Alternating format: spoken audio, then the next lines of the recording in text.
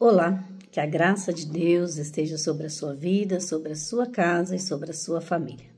Estamos aqui mais uma vez para o nosso Café com Jesus. E hoje o nosso Café com Jesus está em Ezequiel, no capítulo 37 e o versículo 7, que diz assim: Então profetizei como se me deu ordem, e houve um ruído enquanto eu profetizava. E eis que se fez um reboliço, e os ossos se ajuntaram, cada osso ao seu osso. Então profetizei como se me deu ordem. Irmãos, nós vimos esta visão aqui ilustrada, a promessa do capítulo 36 de Ezequiel, né, onde ele fala de uma nova vida e uma nação restaurada, tanto social como espiritual. Os ossos secos que falam aqui nesta passagem da visão do profeta representa os judeus no cativeiro. E eles estavam assim dispersos e mortos. Ezequiel, quando profetizava, quando falava, quando entregava a mensagem, ele sentia que ele estava falando com os mortos quando ele pregava para os exilados. Porque eles raramente respondiam, né, a sua mensagem. Ele se esforçava, procurava entregar aquilo que Deus lhe ordenava, pregava, e o povo não tinha uma reação, o povo não tinha uma mudança. O povo estava como mortos e exilados, sem nenhuma reação. Mas na visão em que Ezequiel teve do vale de ossos secos, os ossos responderam à pregação de Ezequiel. Ele traria a vida novamente para o seu povo. Da mesma maneira que Deus trouxe a vida àqueles ossos secos, aqueles ossos mortos na visão de Ezequiel, Deus traria também a vida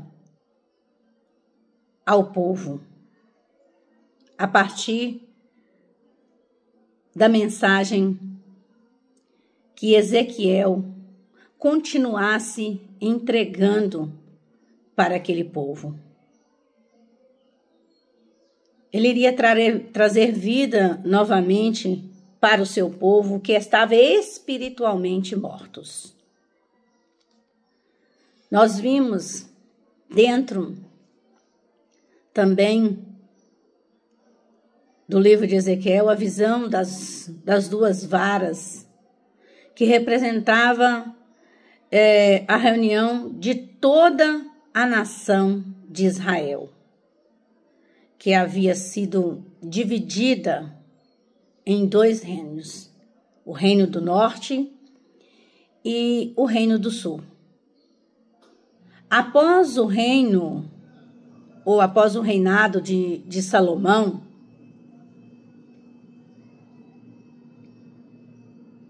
que aquelas nações haviam se dividido, os exilados dispersos de Israel e de Judá seriam libertos das sepulturas em que eles estavam vivendo, do cativeiro, e reunidos em sua pátria novamente. Um dia, esta visão, ela se cumprirá totalmente quando Israel estiver reunida sobre a liderança do Messias. Os ossos secos representavam a condição de morte espiritual do povo. Sua igreja pode parecer, a sua vida pode parecer uma pilha de ossos secos, espiritualmente falando, sem esperança de vida. Mas da mesma maneira que Deus prometeu a restaurar sua nação, Ele pode restaurar qualquer vida, qualquer igreja, qualquer membro desta igreja, a despeito de qual seja a situação, seca ou morta, essa igreja, essa pessoa possa estar. Tem restauração para a sua vida. E eu quero dizer que em vez de você desistir, ore, pedindo a renovação, pois Deus pode restaurar a vida. A esperança e a oração de toda a igreja deve ser que Deus coloque o seu Espírito em cada cristão, em cada um de nós, para que a gente possa ter vida. De fato, Deus estará trabalhando, chamando o seu povo de volta e levando vida nova a cada um espiritualmente estejam mortos. Então, Ezequiel, quando foi levado naquela visão para olhar aquele vale, e o Senhor o pergunta por várias vezes se aquele vale poderia reviver, se aqueles ossos poderiam tornar a ter vida. E sempre que ele foi interrogado acerca disso, ele respondia: Tu sabes, Senhor. E então o Senhor disse para ele: profetiza sobre o vale de ossos secos. E nessa manhã eu quero perguntar para você: qual é a área da sua vida que está morta? Qual é a área da sua vida que está dentro de um vale de sequidão? Para onde você tem olhado na tua casa ou na sua vida ou no seu trabalho, sei lá qual é a área, e você tem deparado com uma morte, com uma sequidão, ou com um problema que aos seus olhos é impossível. E eu tenho certeza que ao olhar e às vezes achar que é impossível, talvez você não tenha tentado nada. Mas eu quero dizer para você hoje, você vai ficar observando a morte ou você vai profetizar sobre ela?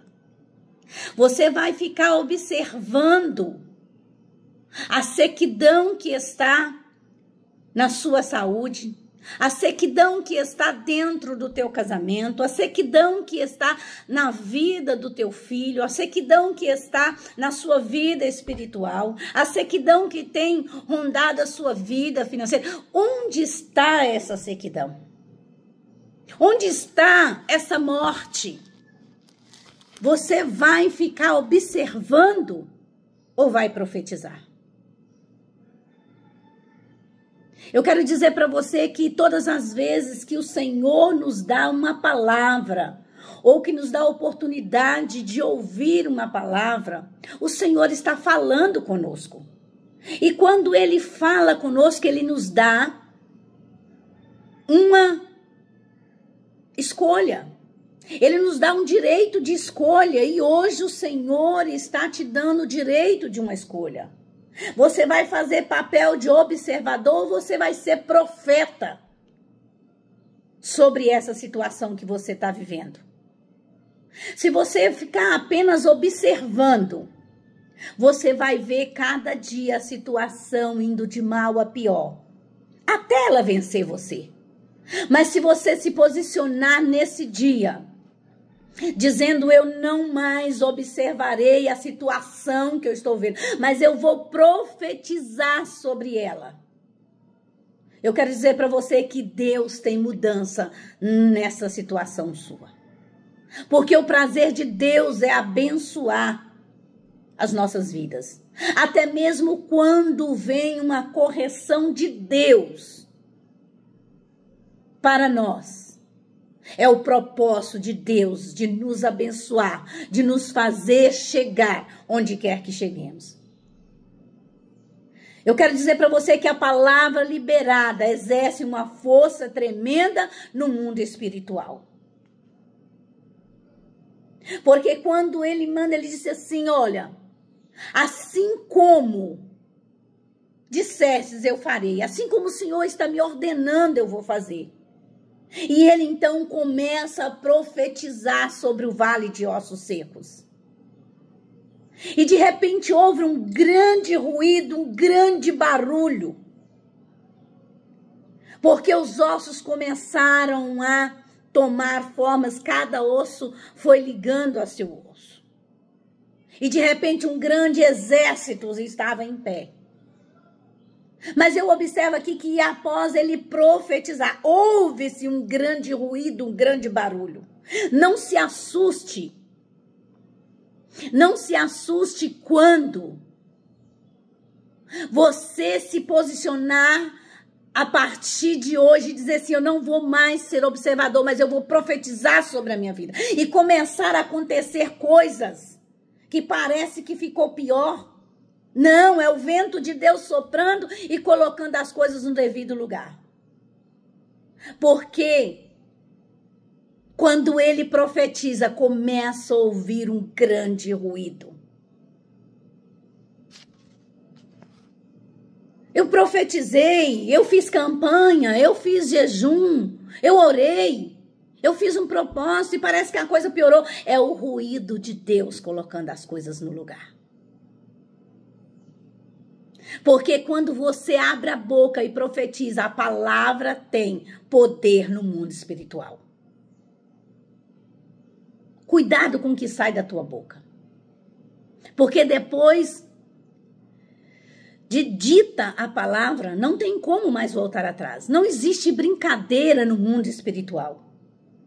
Você classifica como brincadeira, como sério, mas o mundo espiritual recebe tudo que sai da sua boca como algo sério que você disse. Então libera nesse dia uma palavra de bênção, de mudança, de transformação sobre o vale que você está vivendo. Palavras lançadas refletem-se diretamente no mundo espiritual. E aquele exército foi se formando. Mas não estava bom, tinha que continuar profetizando, porque tinha que haver nervos, tinha que haver carne, haver pele.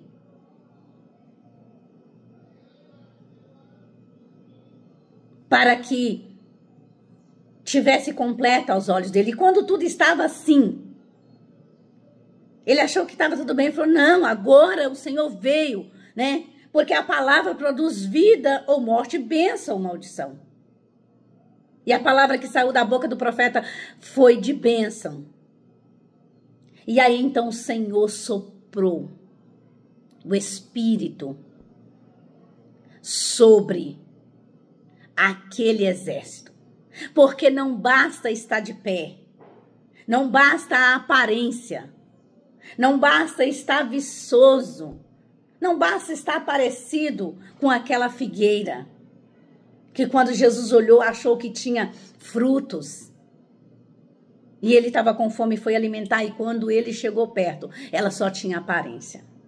O exército não podia ter aparência de exército. Não podia ter aparência de que estava tudo bem. De que estava vivo. Era necessário que o Espírito Santo entrasse neles para que eles tivessem vida. É necessário que o Espírito Santo de Deus, a posse da nossa vida, faça morada em nós, para que a gente possa profetizar em nome do Senhor dos Exércitos. Não profetizar por conhecimento, porque a palavra do Senhor diz que a letra mata, mas o Espírito vivifica. Não seja um eco, onde você vai dizer porque ouviu alguém dizer, mas fale porque o Espírito Santo de Deus impulsione a sua vida a dizer, a crer que no nome de Jesus essa situação vai mudar. Suas declarações podem influenciar tanto para o bem quanto para o mal. Então seja inteligente e seja sábio nas suas declarações. Cuidado, porque suas palavras são responsáveis por cumprimentos e libertações espirituais, ou não. Então, não procure um culpado de como está a sua situação. Não culpe, não julgue, não transfira para ninguém. Mas procure a saída e a solução dessa situação que você está vivendo. E a solução que o Senhor traz para mim, para você hoje vai ficar observando ou vai profetizar? Vai ser um profeta ou vai ser um curioso que vai apenas ficar olhando a situação para ver onde ela vai chegar? Escolha hoje ser um profeta. E em nome de Jesus, profetize sobre a situação que você está vivendo. Vamos orar? Meu Senhor e Deus, creio no poder das palavras e, sobretudo, no poder da sua palavra, Pai. Que da minha boca saia somente palavras edificantes, palavras que produzam vida e não maldição e morte. Eu faço nos ares e cancelo toda a palavra maldita contra a minha vida, contra a minha casa, contra a minha parentela, contra a minha vida profissional, espiritual, amorosa. Aleluia. Eu desfaço, Senhor. Todas essas palavras malditas eu cancelo em nome de Jesus. Palavras contra os meus irmãos, contra os meus amigos, contra a minha vizinhança. E eu profetizo em nome de Jesus a direção do Senhor, a bênção do Senhor, a vida do Senhor e o Espírito Santo de Deus sobre cada um de nós, para que a partir de hoje nós não venhamos ficar observando as situações, as adversidades nos consumir, mas que nós possamos levantar no dia de hoje como profetas e sobre a tua palavra profetizar que vai haver vida, que vai haver mudança em nome de Jesus. Amém. Que Deus te abençoe.